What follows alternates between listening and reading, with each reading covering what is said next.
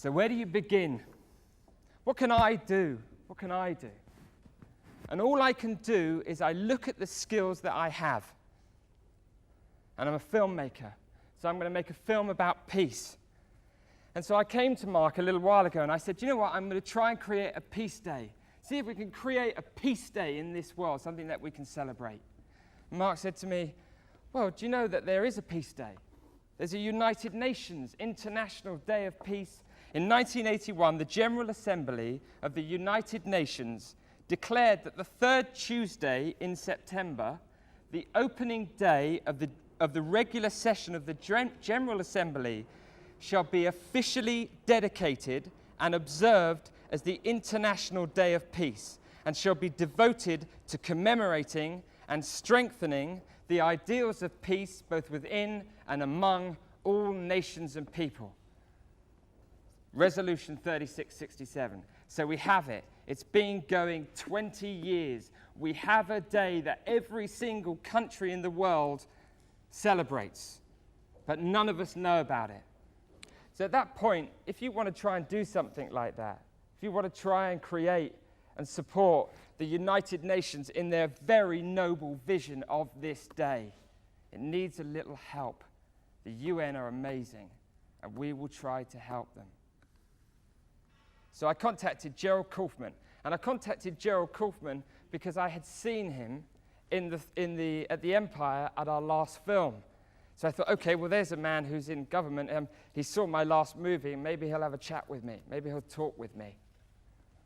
So I ring him. He says, okay, Jeremy, I'll meet you. I like the last one. Let's have a chat. We met for a couple of hours, and we discussed the whole thing, and he was incredibly enthusiastic. He said, Jeremy, this is amazing, what you're trying to achieve. You know, I'd like to try and see if I can help you. So I completely couldn't believe it. I was like, wow, you know, somebody who really wants to help, somebody who's older and wiser, saying, yeah, you know, let's try and help you with that. So I said to him I needed to meet a couple of people, and I wanted to meet Sir Ian Vallance of British Telecom, Sir Bob Ayling of British Airways, Ted Turner of CNN, and Sir John Burt of the BBC, because I knew in order to try and achieve this, those were the things that we needed. We needed to communicate with the world. We needed to be able to tell everybody very quickly that this was our plan. We needed to fly everywhere. And then at that point, so now I've got somebody like Gerald Kaufman helping me, and I've spoken to a number of interesting individuals who are saying, Jeremy, this is very fascinating, and I can see how I can make sense and I can tell the world what's going on. At that point, I go and see Duncan Kenworthy, a friend of mine, the producer of Four Weddings and a Funeral, and Notting Hill, a real inspiration, a mentor, and somebody who will answer the phone. And I said to him, listen, it's true. So I said to him, what do you think? This is what I'm going to try and do. Who do you think would be a good person to talk to? And he says, well, look, I reckon you should go and see Richard Curtis, because there's an amazing man.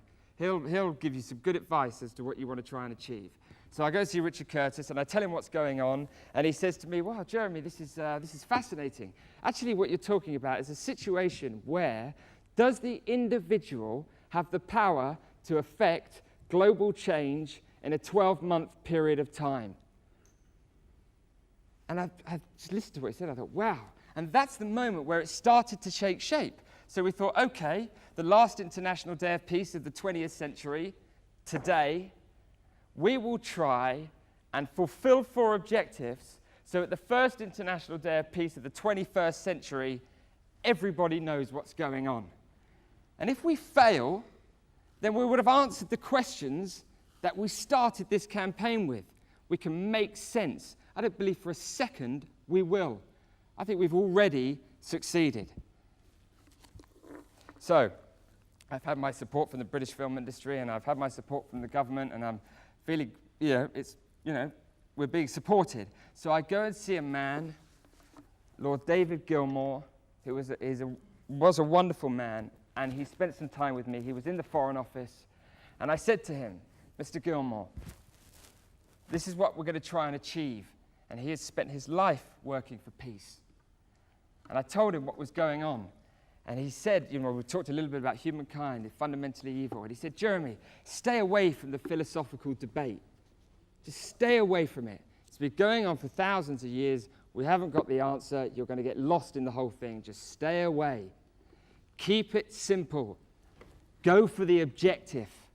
There has never been a day in the history of humankind where the global community hasn't killed each other. Keep it simple. Go for your objective. Our first objective for Peace One Day is to ask humankind to abstain from killing for one day. Ask humankind to abstain from killing for one day. Our second objective is to raise global awareness of the United Nations International Day of Peace. Global awareness of that day. Our third objective is to amend the United Nations Resolution 3667 so that the International Day of Peace gets given a fixed date. Our day must have a fixed date, otherwise we can never celebrate it.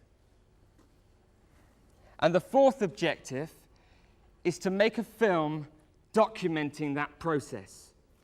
It started today. It will not stop until we end this campaign. Let's document exactly what goes down.